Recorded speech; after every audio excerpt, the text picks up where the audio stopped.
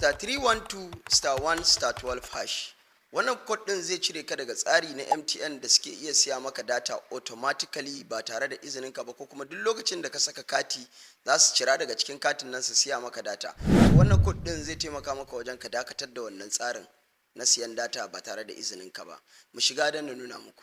Abu na farko da za ku fara yi, sai ka je dial pad ɗinka, sai ka danna *312*1*12#, sai ka yi dialing. Kana dannawa sai ka jira, zai nuna maka haka. Yana nuna maka haka sai ka zo ka zaɓi number 3, gashi nan an rubuta cancel auto renewal, sai ka danna number 3, sai ka zo sai kai sending.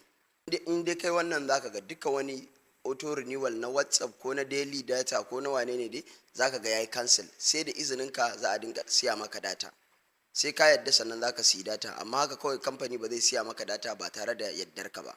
Idan kun ji daɗin wannan bidiyon, ina roƙo alfarma da ku min share yanda zai je gurin mutane da yawa. Nagode.